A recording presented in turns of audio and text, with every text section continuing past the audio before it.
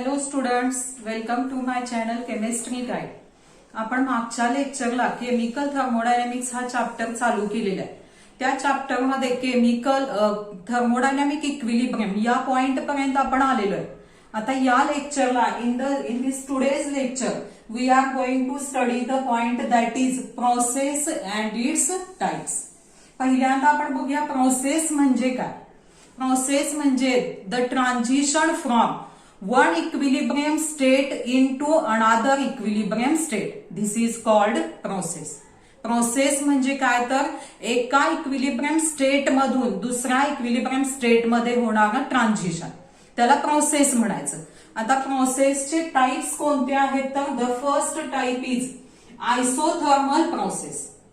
Isothermal process म्हणजे काय तर it is the process in which temperature of the system remains constant throughout the transformation. बघा, isothermal process म्हणजे अशी process ज्या प्रोसेसमध्ये सिस्टीमचं टेम्परेचर कॉन्स्टंट राहतं, त्याला काय म्हणायचं, आयसोथर्मल प्रोसेस म्हणायचं. आता आयसोथर्मल प्रोसेसमध्ये सिस्टीमचं टेम्परेचर का कॉन्स्टंट राहतं, because system exchanges heat with the surrounding. System exchanges heat with the surrounding. That is, heat flows from system to surrounding and from surrounding to system to keep the temperature constant. बघा, temperature constant राहण्यासाठी isothermal process मध्ये काय होतं, system मधून surrounding मध्ये, surrounding मधून system मध्ये heat flow होत असतो. मग यामध्ये आता आयसोथर्मल प्रोसेसमध्ये if the process is exothermic, जर एक्झोथर्मिक प्रोसेस असेल तर काय होणार, heat is given by the system to the surrounding so as to maintain the temperature constant. And if the process is endothermic, heat is absorbed by the system from the surrounding so as to maintain the temperature constant. अशा पद्धतीनं isothermal process म्हणजे काय तर ज्या प्रोसेसमध्ये सिस्टीमचं temperature constant राहतं त्याला isothermal process म्हणायचं. त्यामुळे डेल्टा टी ची व्हॅल्यू काय असते, 0. In isothermal process delta T is equal to 0 and at a given temperature internal energy also remains constant. Internal energy constant राहते, त्यामुळे delta U is equal to 0. This is the first type of process. The second type of process is isobaric process. In isobaric process the pressure remains constant during the transformation. Isobaric process मध्ये काय होतं तर सिस्टीमचं pressure constant राहतं, सिस्टीमचं pressure constant राहतं. आता if in the laboratory if chemical reaction is carried out in the open container at constant atmospheric pressure. If in laboratory the chemical reaction is carried out in the open container at constant atmospheric pressure, तर ती process कोणती होणार, आयसोबेरिक process होणार. अशा पद्धतीनं आयसोबेरिक process मध्ये सिस्टीमचं pressure constant राहतं, त्यामुळे delta P is equal to 0. त्यानंतर थर्ड टाइप प्रोसेसचा कोणता, isochoric process. It is the process during which volume of the system constant during the transformation.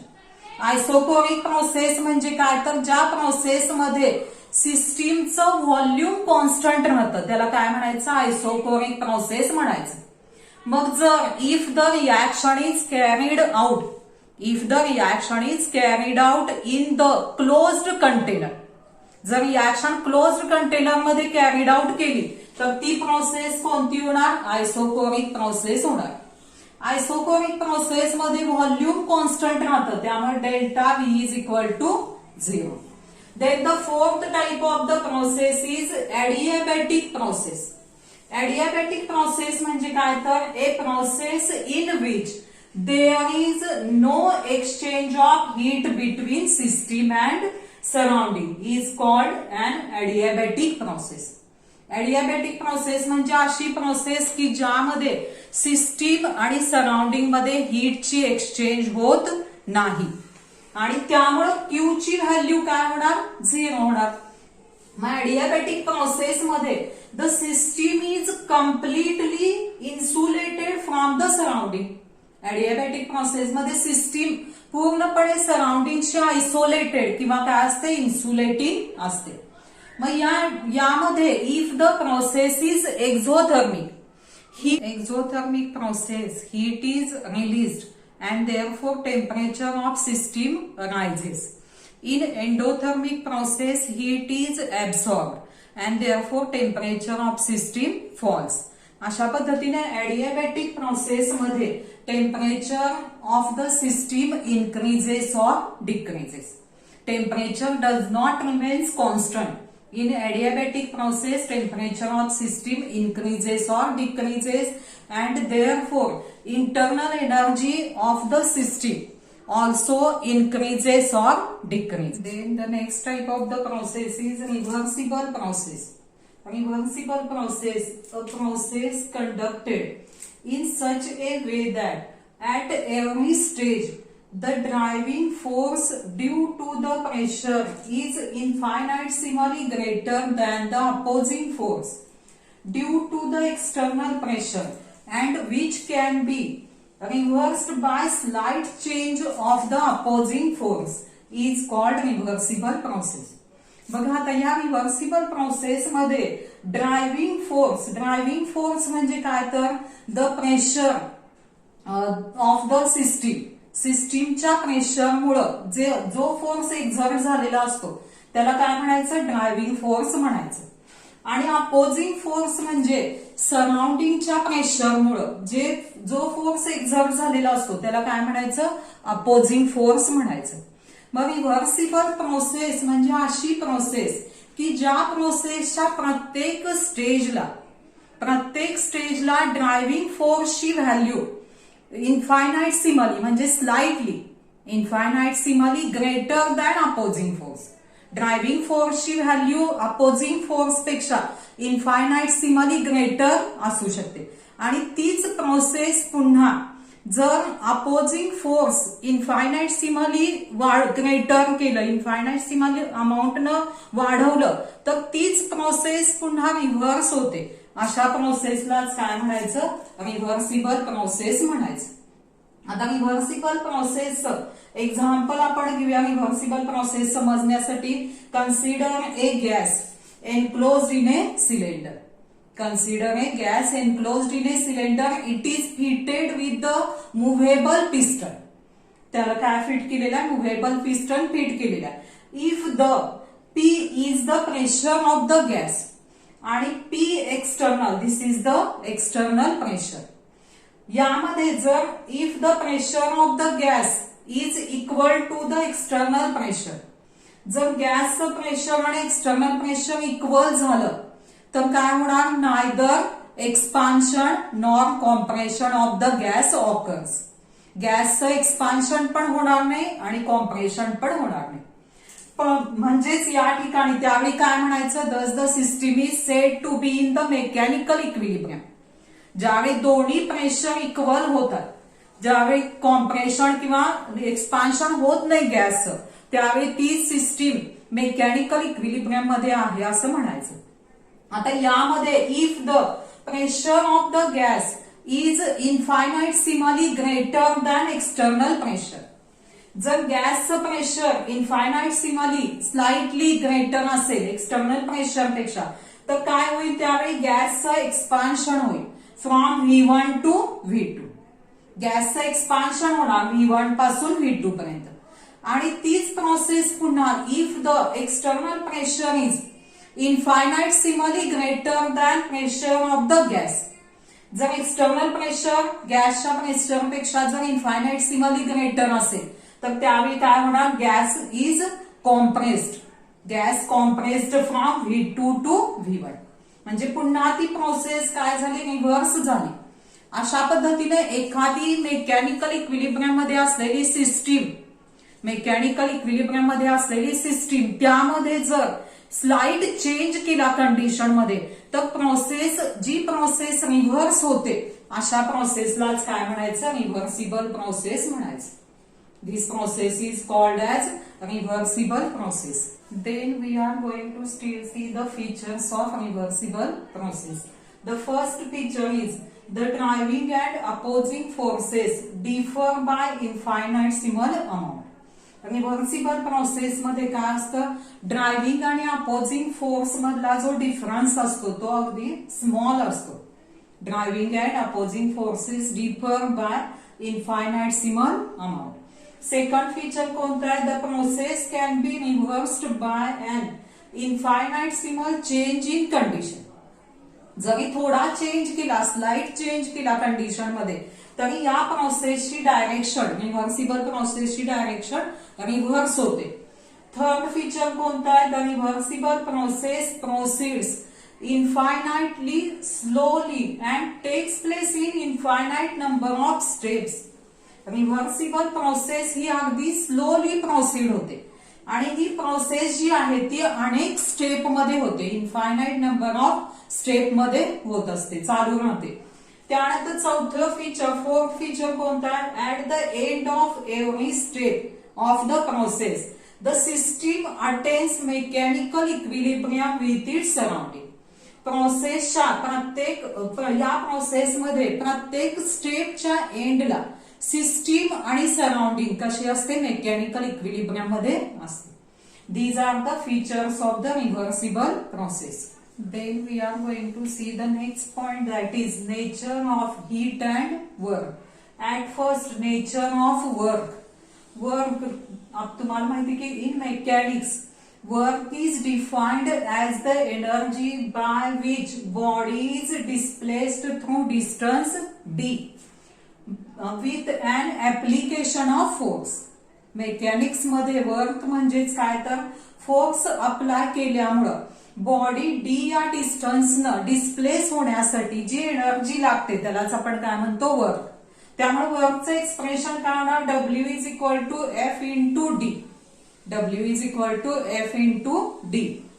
पण थर्मोडायनॅमिक्स मध्ये जे वर्क आहे त्याला थर्मोडायनॅमिक्स मध्ये कोणतं वर्क आहे तर प्रेशर व्हॉल्यूम वर्क, और त्यालाच काय म्हटलं जातं, PV work. Pressure volume work और पीव्ही वर्क. मग प्रेशर व्हॉल्यूम वर्क किंवा पीव्ही वर्क म्हणजे काय तर the work done when the system expands और contracts against the constant external opposing force. External opposing फोर्सच्या अगेन्स्ट जर गॅसचं म्हणजे सिस्टीमचं एक्सपान्शन किंवा कॉम्प्रेशन जर झालं तर त्यामुळे जे वर्क होतं त्यालाच काय म्हणायचं, प्रेशर व्हॉल्यूम वर्क म्हणायचं. प्रेशर व्हॉल्यूम वर्क म्हणजेच काय तर work done when the system expands और contracts against the external opposing force. आता यावर क्वेश्चन कसा असतो बघा, यावरून आपल्याला असं रिअलाइज्ड होते की thus the product of pressure and volume is equal to work. Product of pressure and volume is equal to work. यावर क्वेश्चन कसा असतो, show that PV work is equal to work. Product of pressure and volume is equal to work. मग याचा answer कसा येणार बघा, PV product of pressure and volume, and we know that the pressure is the force per unit area. Pressure is force per unit area, that is F upon A. And A म्हणजेच काय तर distance square आणि V म्हणजे काय ना D cube. Distance cube म्हणजे volume आणि area म्हणजे डिस्टन्स स्क्वेअर. मग त्या व्हॅल्यू जर इथं पुट केल्या तर काय होणार, एक डी कॅन्सल होणार, फक्त काय होणार एफ इंटू डी. आणि एफ इंटू डी म्हणजेच काय तर डब्ल्यू. अशा पद्धतीनं आपल्याला काय दाखवता येतं तर product of pressure and volume is equal to work और pressure volume work is equal to work. असं यावरून हे आपल्याला दाखवता येते बघा. त्यानंतर आता प्रेशर व्हॉल्यूम वर्क म्हणजे काय हे समजण्यासाठी आपण काय करूया, दोन रिॲक्शन कन्सिडर करायचे. The first reaction is decomposition of H2O2. Reaction कशी येणार, twice H2O2 gives twice H2O plus O2. Reactant ज्यावेळी बिफोर रिॲक्शन इथं दाखवलेलं आहे आणि आफ्टर रिॲक्शन ही दाखवलेली आहे.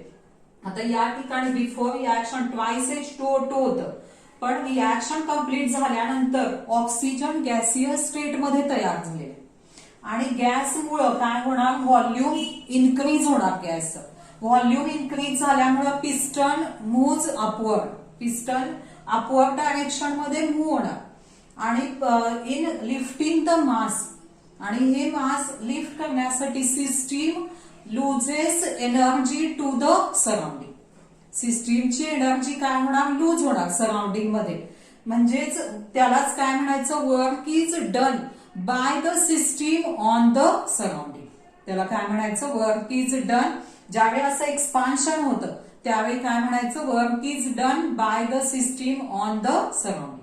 अशा पद्धतीनं when no heat transformed, when with no heat transformed, energy lost by the system, energy lost by the system, it is equal to the work done by the system on the surrounding, and this is called as pressure volume expansion work, PV expansion work असं म्हटलं जातं याला. आणि या reaction मध्ये आता काय झालेलं आहे, तर रिॲक्शन कशी आहे, NH3 गॅसियस स्टेट मध्ये, HCl गॅसियस स्टेट मध्ये आणि फॉर्म्स NH4Cl सॉलिड.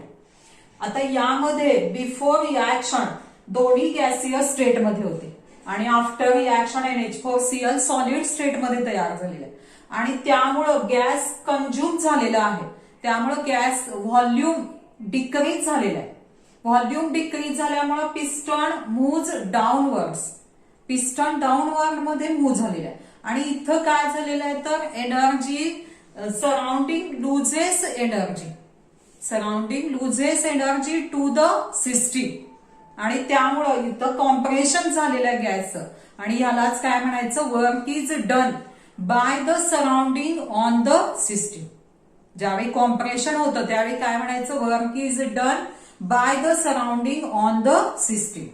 आणि यामध्ये in this case with no heat transformed, with no heat transformed work done by the surrounding on the system, it is equal to the energy lost by the surrounding, it is equal to the energy lost by the surrounding, and this is called as pressure volume compression work, pressure volume compression work. अशा पद्धतीनं ज्यावेळी गॅसचं expansion होतं त्यावेळी काय म्हणायचं, work is done by the system on the surrounding.